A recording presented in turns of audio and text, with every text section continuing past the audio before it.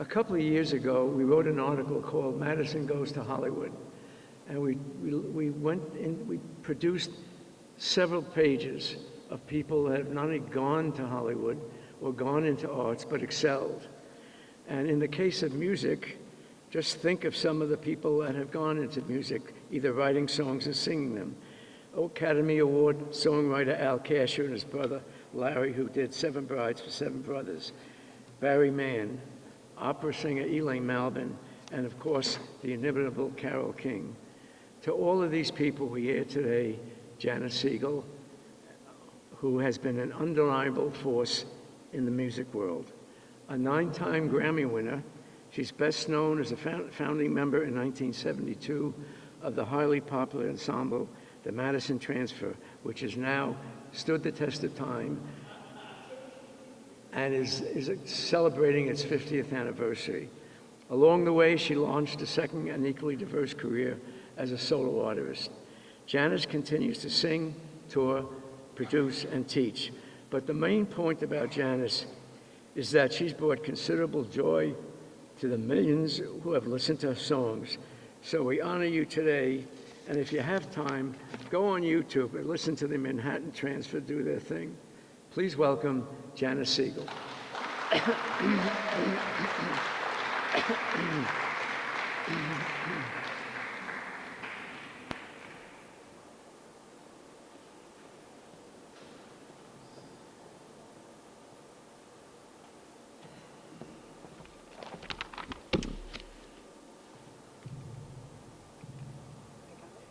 I know how to do this.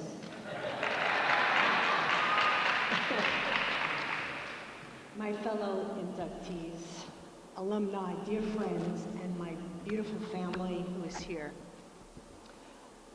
It's such an honor to be here at my alma mater, James Madison, in and among such illustrious company.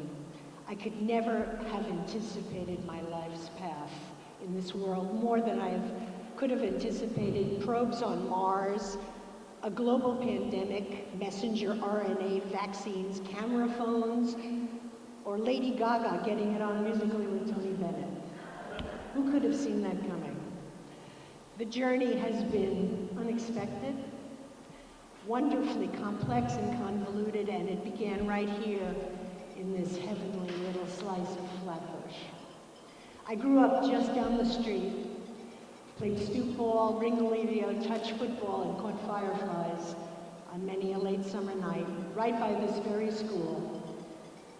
From my front porch at 1749 East 26th Street, I could always see the steps of James Madison. It was an ever-present force, physically and psychically, in my life. My mother, Joan, my Aunt Doris, my 3 brothers, who were all quite accomplished in their individual fields, all attended James Madison High School. It was when I was 12 years old and in the 8th grade at PS 197 that I came into possession of a guitar. And that's the beginning, for a lot of people, of the end. I began a lifelong fascination and love affair with music and its powers of transformation, healing, and harmony. My life changed at that point. Everything escalated when the following year, when James Madison High School English teacher Arnie Wagner took an interest in 3 young girl guitarists who sang harmony, composed music, and had dreams of making it big in the record industry, complete with our striped cranberry danskin tops and our bell bottoms, and of course, our white go-go boots. It was through the management of Mr. Wagner that we got our recording deal with budding producer Richard Perry, who was also a Brooklyn boy from the neighborhood, and why we were able to take meetings and hang out at 14 years old in the famous Brill Building, 1619 Broadway. Little did I know at the time the historical significance of being around all that greatness like Carole King and all that 60s music business activity. Eventually, we cut a record on the Redbird label, and to our amazement, it charted on the WMCA Good Guys chart. Remember that? Our high school crowd listened religiously to Cousin Brucey, also an alumni, on the chance that he would play our 45s. I remember seeing the records at Crawford's on Kings Highway. What a thrill.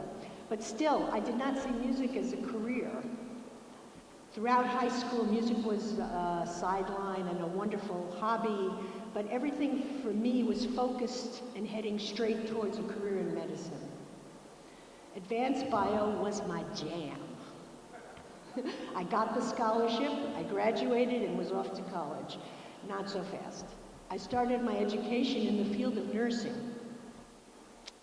But after a year, music was still such a forceful presence, and eventually it won out. It was natural for me, it was easy. Music was inside my soul and who I was, so I quit school and recklessly decided to become a singer, for real and true. Upon return to New York one magical night in 1971, a cab was flagged by a musician I was working with. Our conga player was picked up by a cabbie musician named Tim Hauser, the founder of the Manhattan Transfer. I met Tim when Philip dragged him up to our hotel room to meet the band, and that was 51 years ago. The Manhattan Transfer was formed in a small Greenwich Village apartment, and we are still together with a couple of changes, recording, touring, and performing. I'm so aware and grateful that it all started here. A thirst for learning, a curiosity about the world, and an open atmosphere, a strength and confidence to follow my instincts. And of course, many freshmen, sophomore, junior, and senior sings, where I first felt the thrill of the big stage and working with an ensemble. All of these qualities were nurtured here. So what is it exactly in the operating system, the ethos, the philosophy of this particular public high school that has produced so many forward-thinking and productive individuals? And as Dick mentioned before, some people have asked, what's in the water here? I believe it was our individual teachers and the pervasive and overriding viewpoint of our school to always do better and to work hard as its own reward. Here are some teachers that still stand out to me in my life. Mr. Morantz. He made physics come alive. The physical world was suddenly no longer the dry dust of the textbook. I started to tentatively sense the connections between the physical structure of the universe and the resonance and vibrations of music and spiritual thought. Mr. Zevin taught sophomore English, and he didn't bat an eye when out of the blue I used my very best Brooklyn British accent to act out a scene from Shakespeare in a class exercise while the rest of the class was droning on and falling asleep. His passion for poetry and words inspired me, and his insistence that we write something every day was right on the mark. I love Shakespeare because of him, and consequently learned to assess, appreciate, and write a well-turned song lyric. Mrs. B. Miles, the girls' dean, French teacher, and mother of my best friend, Dory. Thank God for that, because us hippie smartasses, we got into some trouble.